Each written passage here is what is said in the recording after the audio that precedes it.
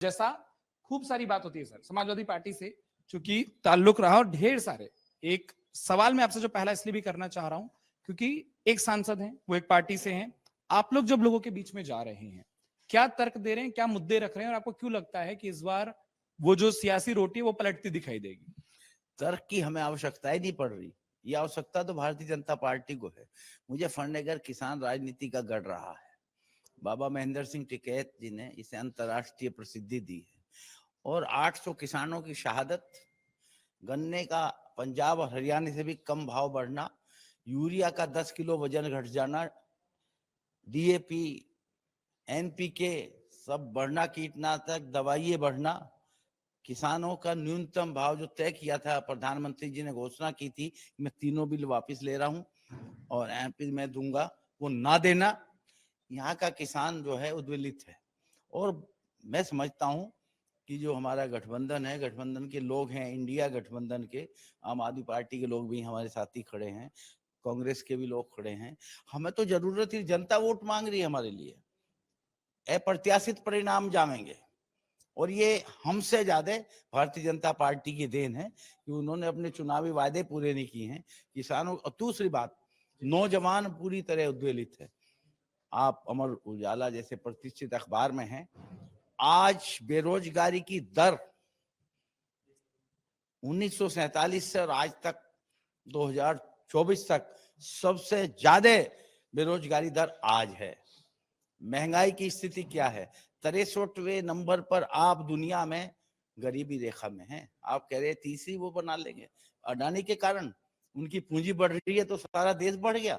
80 करोड़ को आप गेहूं दे रहे हैं फ्री में, तो 80 करोड़ तो गरीब हैं ही।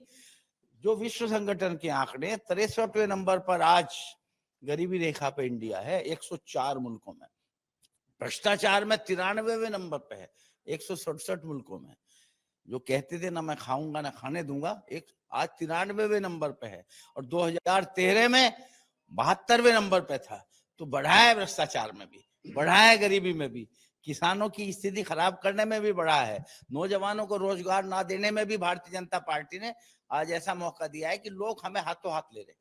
बहुत मेहनत हमें करने की आवश्यकता नहीं पड़ रही। आप कह रहे हैं बहुत मेहनत की आवश्यकता नहीं, जब आप कह रहे थे तो एक मुस्कुराहट आपके चेहरे पर बनी हुई थी, और उस मुस्कुराहट का कारण क्या? जो हमारे बड़े भाई त्यागी जी ने कहा, आपको ये भी कहना चाहिए कि यहाँ की कानून व्यवस्था और जो डॉक्टर संजीव बालियान जी जो चुनाव लड़ रहे, पिछले 10 साल के विकास कार्य है, जिस मुजफ्फरनगर में लोग घुसते ही क्राइम कैपिटल के नाम से जाना जाता था, आज वो मुजफ्फरनगर कितना, और पूरा पश्चिम उत्तर प्रदेश, कानून व्यवस्था का मामला हो, चाहे विकास का मामला हो, चाहे यहाँ सड़कों का जाड़ बिछने का मामला हो, चाहे यहाँ हेल्थ का मामला हो, हर मामले में 10 साल में डॉक्टर संजीव बालियान ने और इस बीजेपी पार्टी ने, योगी जी के राज में जिस तरह का विकास यहाँ हुआ, उसके बारे में भी चर्चा करनी चाहिए। कोई भी कस्बा, कोई भी जिला इस उत्तर प्रदेश में तो ऐसा है नहीं जिसका बाईपास ना हो।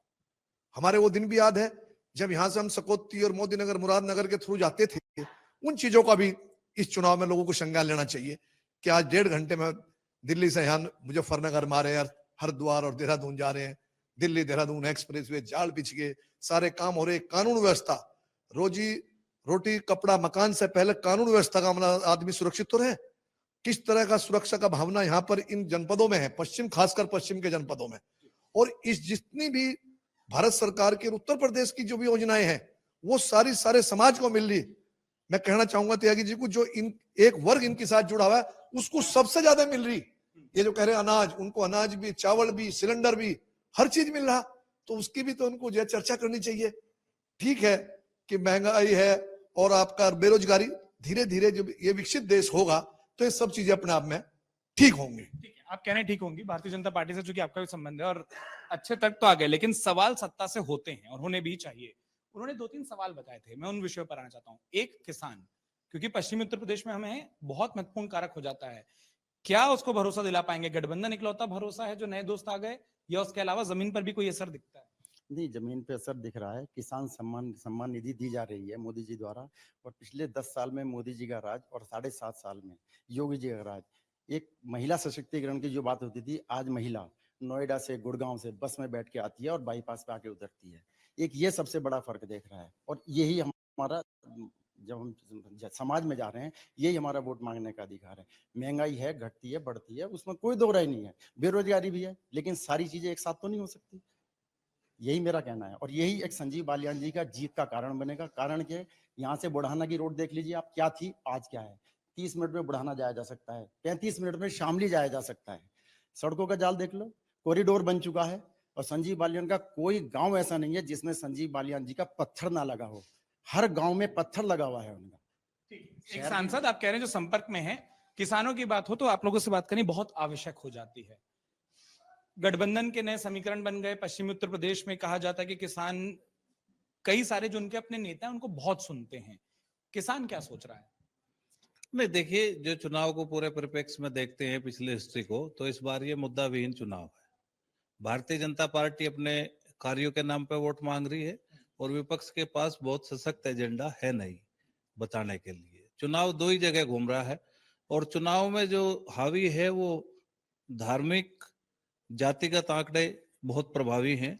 और अब मुद्दों से अगर मैं बात करूं पश्चिमी उत्तर प्रदेश की, तो मुद्दा तो यहाँ पे पश्चिमी उत्तर प्रदेश में हमारे त्यागी जी भूल गए। बार का पश्चिमी उत्तर प्रदेश में बेंच का बहुत बड़ा मुद्दा है और संजीव बालियान ने उसको 3-4 बार उठाया है, हालांकि वो उसमें कामयाब नहीं हुए। लेकिन इतने बड़े मुद्दे पे भी कोई चुनाव नहीं हो रहा है। दूसरा मुद्दा, अगर गन्ने की बात करें तो उत्तर प्रदेश में गन्ने का एक ऐसी राजनीति रही है कि सरकारें बदल दिया करती थी, लेकिन बहुत लंबे समय से जो किसानों के भुगतान की उसकी नाराजगी थी, इस बार चुनाव से पहले कुछ फैक्ट्रियों का भुगतान होना, आज किसान उत्तर प्रदेश का उस रेशो में रेट नहीं बढ़ा है, लेकिन चुनावी वर्ष था तो कुछ ना कुछ रेट बढ़ा है, तो वो नाराजगी भी कहीं ना कहीं भारतीय जनता पार्टी ने कम करने का काम कर लिया। तो मेरा तो ये मानना है कि ये चुनाव केवल जो है गठबंधन और भारतीय जनता पार्टी जो चुनाव लड़ रही है वो गठबंधन और विकास कार्य, जो आज तक जो डेवलपमेंट है, जो उनकी चीजें है, जो उनका एजेंडा है, उसके आधार पर लड़ रही है। ठीक है, आपके तर्कों को ठीक बगल में जो सुन रहे हैं वो आपके साथ हैं, और इसलिए मुझे जो नहीं बोले पहले एक बार उनसे बात कर लेते हैं। सारी बातों से सहमत है कि मुद्दा विहीन चुनाव है?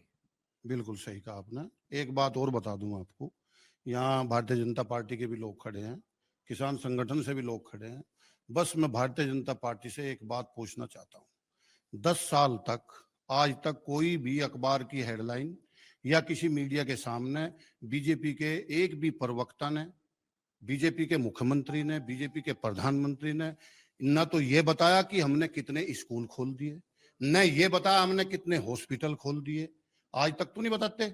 या तो बताएंगे हिंदू मुस्लिम, या बताएंगे बिरादरीवाद आएगा, या बताएंगे हमने फला काम कर दिया। अभी हमारे बीच में किसान नेता भी हैं, बॉर्डर पे कीले गाड़ने का काम मात्र इस देश में, देश आजाद होने के बाद में भारतीय जनता पार्टी ने किया। वो आपने भी कवर किया होगा, इस देश की सारी मीडिया ने कवर किया होगा।